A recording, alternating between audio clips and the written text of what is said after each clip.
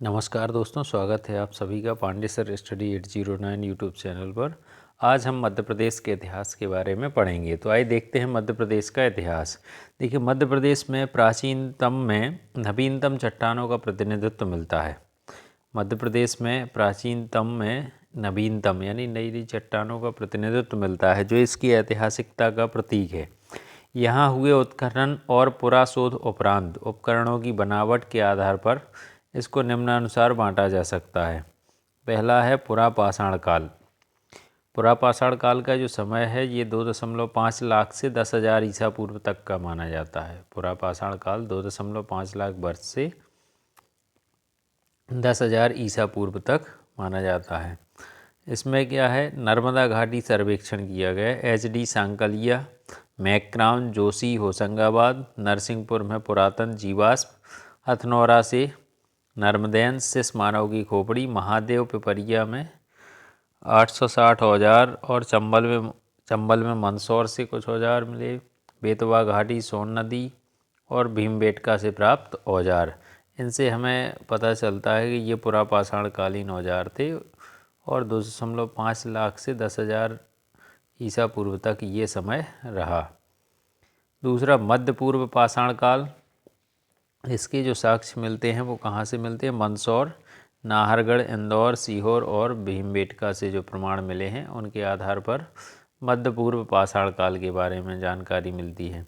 उच्च पूर्व पाषाण काल, तो भीमबेटका, रीवा, सोनघाटी, शहडोल से जो उपकरण प्राप्त हुए हैं उनसे ज्ञात होता है कि ये उच्च पूर्व पाषाण कालीन उपकरण हैं। इसके बाद मध्य पाषाण काल, तो ये BB मिश्रा ने भीमबेटका में ब्लेड्स खोजे। मध्य पाषाण कालीन जो साक्ष्य मिले तो BB मिश्रा के द्वारा भीमबेटका में कुछ ब्लेड मिले, तो उनसे ये मध्य पाषाण कालीन है। नवपाषाण काल, तो एरण, जतकारा, दमोह, सागर, आदमगढ़, जबलपुर आदि क्षेत्रों में नवपाषाण कालीन संस्कृतियों के साक्ष्य भी मिले। तो मध्य प्रदेश में स्थित इन क्षेत्रों में एरण, जतकारा, दमोह, सागर, आदमगढ़, जबलपुर आदि क्षेत्रों में नवपाषाण कालीन संस्कृतियों के साक्ष्य भी मिले हैं। इसके बाद ताम्रपाषाण कालीन स्थल कौन कौन से हैं? तो हड़प्पा संस्कृति के चिन्ह मध्य प्रदेश में नहीं मिले हैं। महेश्वर, नबदा टोली, कायदा, एरण से पत्थर, ब्लेड उपकरण और ताम्र धातु का एक साथ प्रयोग में साक्ष्य मिलते हैं। यहाँ पर हड़प्पा संस्कृति के कोई चिन्ह मध्य प्रदेश में नहीं मिले। माहेश्वर, नबदा टोली, कायदा, एरण और यहाँ से पत्थर, ब्लेड उपकरण, ताम्र धातु का एक साथ प्रयोग के साक्ष्य मिलते हैं। लौह युग संस्कृति के बारे में क्या मध्य प्रदेश से मिला? तो भिंड, मुरैना, ग्वालियर में लौह युगीन संस्कृति के साक्ष्य प्राप्त हुए। कहाँ कहाँ से? भिंड, मुरैना, ग्वालियर, इन क्षेत्रों से लौह युगीन संस्कृति के साक्ष्य प्राप्त हुए। महापाषाण संस्कृति, तो यहाँ की जो संस्कृति है वो रीवा सीधी क्षेत्र में महापाषाण के साक्ष्य यहाँ से मिलते हैं। इसके बाद हम आ जाएं वैदिक काल में। तो वैदिक काल ये 1500 से 600 ईसा पूर्व तक का समय माना जाता है और आर्यों का भारत में सर्वप्रथम आगमन पंचनद प्रदेश में हुआ था, लेकिन उन्हें नर्मदा घाटी और उसके प्रदेश की जानकारी थी। महर्षि अगस्त्य के नेतृत्व में आर्यों का एक झुंड इस प्रदेश में बस गया और यहीं से इस क्षेत्र में आर्यों का आगमन हुआ। यानी मध्य आर्यों का जो सबसे प्रथम आगमन था वो पंचनद प्रदेश में हुआ, लेकिन नर्मदा घाटी में भी, जो कि मध्य प्रदेश में है, तो उसके बारे में भी उन्हें जानकारी थी और महर्षि अगस्त्य के नेतृत्व में आर्यों का एक झुंड इस प्रदेश में बस भी गया और यहीं से इस क्षेत्र में आर्यों का आगमन हुआ। महाकाव्य काल में, रामायण काल में प्राचीन मध्य प्रदेश के अंतर्गत दंडकारण्य व महाकांतार के घने वन थे। महाकाव्य काल जो था उस समय रामायण काल को महाकाव्य काल भी बोलते। तो इसमें प्राचीन मध्य प्रदेश के अंतर्गत दंडकारण्य और महाकांतार के घने वन थे। यदुवंशी नरेश मधु इस क्षेत्र के शासक थे, जो अयोध्या के राजा दशरथ के समकालीन थे। राम ने अपने वनवास का कुछ समय दंडकारण्य में भी बिताया था। शत्रुघ्न के पुत्र शत्रुघाती ने दशार्ण या विदिशा पर शासन भी किया। महाभारत के युद्ध में इस क्षेत्र के राजाओं का भी अच्छा योगदान रहा। इस युद्ध में वत्स, काशी, चेदी, दसाण और मत्स्य जनपदों के राजाओं ने पांडवों का साथ, वहीं महेशमती के नील, अवंती के विंध्य, भोज, अंधक, विदर्भ, निषाद के राजाओं ने कौरवों की तरफ से लड़ा। प्राचीन जनपद और नवीन नाम। कुछ जो प्राचीन जनपदें थी अब उनका नाम बदल करके जो नया नाम पड़ गया उसके बारे में हम देखेंगे। तो अवंती जो प्राचीन जनपद थी वो अवंती थी, उसका नवीन नाम उज्जैन पड़ गया। वत्स का नवीन नाम ग्वालियर पड़ गया। चेदी, ये इसका नया नाम खजुराहो पड़ गया, जो कि चंदेल शासकों ने यहाँ पर शासन किया। अनूप, ये निमाड़ या खंडवा की राजधानी थी। इनका निवाड़ या खंडवा इनका नवीन, अनूप का नवीन नाम था। दसाण, इसका नया नाम बदलकर बिदसा रख दिया गया। टुंडीकेर, ये इसका नया नाम बदलकर दमोह रख दिया गया। नलपुर, इसका नया नाम शिवपुरी या नरवर रखा गया। इसके बाद हम देखते हैं महाजनपद काल। तो महाजनपद काल 600 ईसा पूर्व से 600 ईसा पूर्व के 16 महाजनपदों में इस राज्य के चेदी व अवंती जनपद थे। मध्य प्रदेश राज्य के चेदी और अवंती ये 2 जनपद थे जो कि मध्य प्रदेश के अंतर्गत आते। अवंती महाजनपद अत्यंत विशाल था। वह पश्चिमी और अन्य मध्य मालवा के क्षेत्र में बसा हुआ था। जो अवंती महाजनपद था ये अत्यंत विशाल था, पश्चिमी और अन्य मालवा के क्षेत्र में ये बसा हुआ था, जिनके 2 भाग थे। उत्तरी अवंती जिसकी राजधानी उज्जैनी और दक्षिणी अवंती जिसकी राजधानी महेशमती थी। इन दोनों क्षेत्रों के बीच क्षेत्रवती नदी, वर्तमान बेतवा जिसको हम बोलते हैं, ये नदी बहती थी और यहाँ शिशुनाग वंश और नंद वंश का भी शासन रहा। मौर्यकाल ये 323 से 187 ईसा पूर्व का काल था। चंद्रगुप्त मौर्य के समय व बिंदुसार के समय। अशोक अवंती का कुमारामाल था। अशोक ने विदिशा में देवी नामक लड़की से विवाह किया। अशोक ने विदिशा में देवी नाम की लड़की से विवाह किया और महाबोधि वंश में उसका नाम बेदिस महादेवी मिलता है। महाबोधि वंश में उसका नाम क्या मिलता है? बेदिस महादेवी। मौर्य सम्राट अशोक के कई अभिलेख वर्तमान मध्य प्रदेश में ही थे। रूपनाथ जबलपुर जिले के सिहोरा तहसील के एक गांव में गुर्जरा, ये दतिया में पड़ता, दतिया में मिला। सारो मारो ये शहडोल में, और बान गुडारिया ये सीहोर में, और सांची रायसेन में। शुंग वंश ये 184 से 720 ईसा पूर्व तक। तो पुष्यमित्र ने 184 ईसा पूर्व में अंतिम मौर्य सम्राट बृहदत्त की हत्या कर दी और शुंग वंश की स्थापना की थी। शुंग वंश के शासक भागभद्र के दरबार में तक्षशिला के यवन नरेश, एंटियालकीड्स का राजदूत हेलियोडोरस उसके दरबार में आया था, जिसने बेसनगर या बिदसा में गरुड़ स्तंभ की स्थापना भी की थी, और भरहुत व सांची में बौद्ध स्तूपों का निर्माण भी इनके काल में ही हुआ। इसके बाद कुषाण वंश, कुषाण काल था जो। तो सांची और भेड़ाघाट से कनिष्क का एक लेख मिला है।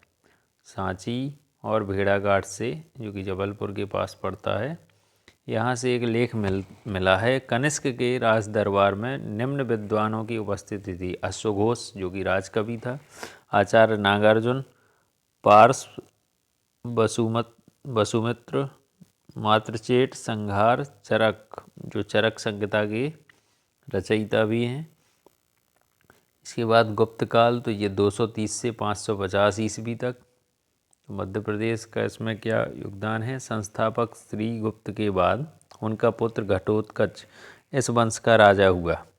गुप्त काल में जो गुप्त वंश के संस्थापक थे श्रीगुप्त, उनके बाद उनका पुत्र घटोत्कच इस वंश का राजा हुआ। चंद्रगुप्त प्रथम ने गुप्त संवत का प्रवर्तन 319-20 ईस्वी में किया।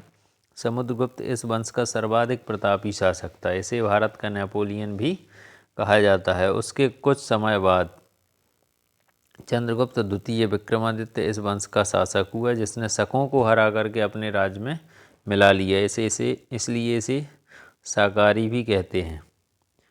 चंद्रगुप्त द्वितीय विक्रमादित्य इस वंश का जो शासक था, इसने शकों को हरा दिया और अपने राज्य में मिला लिया उनका क्षेत्र, इसलिए इसे साकारी भी कहते हैं। इसके दरबार में नवरत्न थे, ये जिनका प्रतिनिधित्व महाकवि कालिदास कर रहे थे। गुप्त काल को भारतीय इतिहास का स्वर्ण युग भी कहा जाता है। प्रमुख अभिलेख इस समय के कौन कौन से थे? मंदसौर अभिलेख, सांची अभिलेख, उदयगिरी का गुहा लेख, तुमैन अभिलेख, सुपिया का लेख और एरण अभिलेख। इसके बाद राजपूत काल। राजपूत काल में यहाँ पर मालवा में परमार वंश, जेजाक भुक्ति चंदेल वंश, कलचुरी में चेदी वंश का शासन था। राजपूत कालों के समय पर यहाँ पर मालवा में परमार वंश का, जेजाक भुक्ति चंदेल वंश का, जो बुंदेलखंड था, बुंदेलखंड को जेजाक भुक्ति भी बोला जाता, कलचुरी में चेदी वंश का शासन था। और राजपूत काल में कई मंदिरों का व महलों का निर्माण भी हुआ। इसके बाद दिल्ली सल्तनत काल 1206 से 1926 ईस्वी तक। मध्य प्रदेश में 10वीं शताब्दी से ही आक्रमण प्रारंभ हो चुके थे। मध्य प्रदेश में 10वीं शताब्दी से ही आक्रमण प्रारंभ हो चुके थे। 2019 ईस्वी में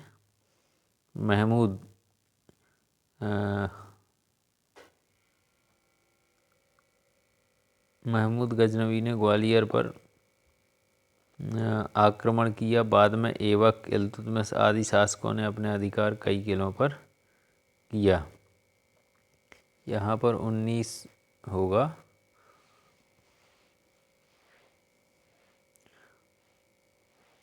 और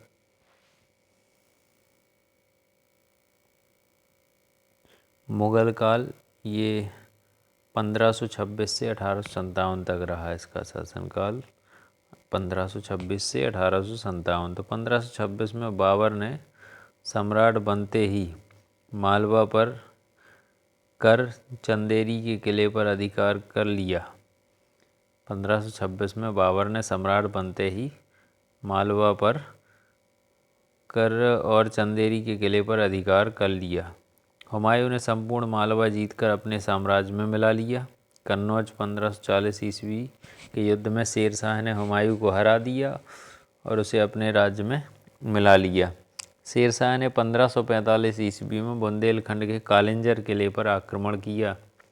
शेर शाह के द्वारा 1545 ईस्वी में बुंदेलखंड के कालिंजर किले पर आक्रमण किया गया, जिसमें बारूद फटने से उसकी मृत्यु हो गई। सम्राट अकबर ने 1561 ईस्वी में आदम खां को मालवा पर आक्रमण के लिए भेजा।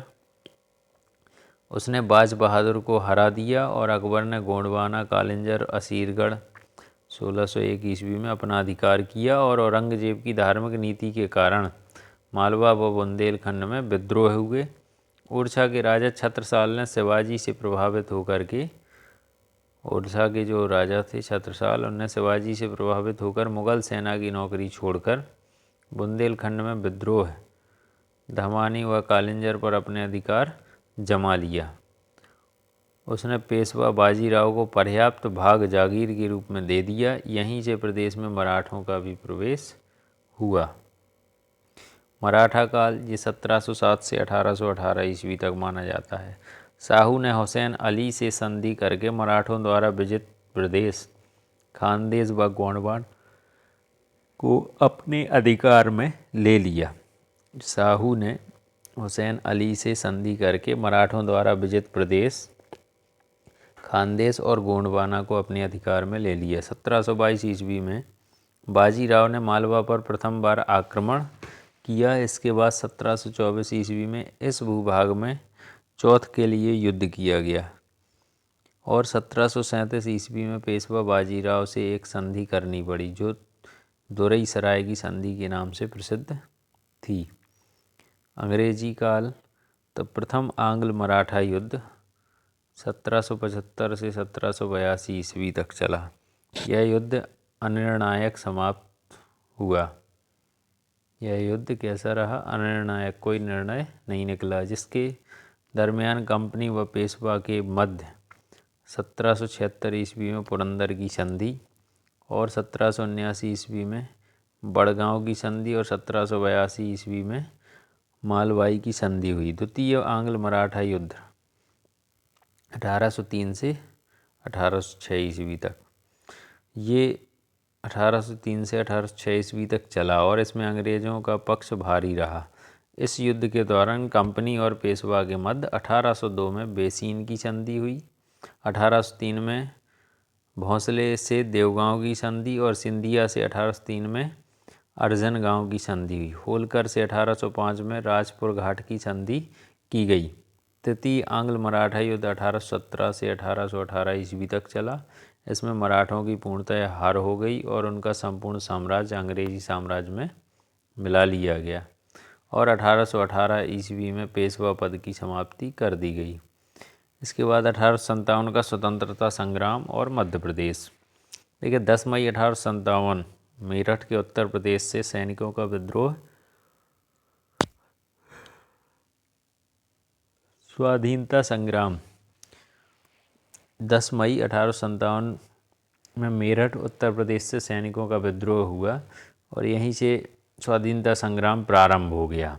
3 जून 1857 मध्य प्रदेश में प्रथम नीमच में विद्रोह, फिर मंदसौर में, फिर ग्वालियर जुलाई 1857 में, शिवपुरी में, महू और सागर में विप्लव, दिल्ली के शहजादा हुमायूं ने फिरोज शाह नाम से मंदसौर में स्वतंत्र राज्य स्थापित, मुरार छावनी में विद्रोह 14 जून 1857 और शिवपुरी में 20 जून 1857। ग्वालियर भूभाग के विद्रोह का नेतृत्व रानी लक्ष्मीबाई और तात्या टोपे ने किया। हालांकि इन दोनों की संयुक्त सेना की अंग्रेज़ों द्वारा हरा दिया गया। इस युद्ध में झांसी की रानी शहीद हो गई और तात्या टोपे बच निकले। बाद में उन्हें पकड़कर शिवपुरी में फांसी दे दी गई। इसके बाद स्वतंत्रता आंदोलन। मध्य प्रदेश में अनेक जगहों पर विद्रोह हुए जिनसे स्वतंत्रता संग्राम की जड़ें मजबूत हुईं। जनवरी 1939 में राज्य त्रिपुरी नामक स्थान पर कांग्रेस का राष्ट्रीय अधिवेशन संपन्न हुआ, जिसमें गांधी जी के बावजूद सुभाष चंद्र बोस को इसका अध्यक्ष चुना गया।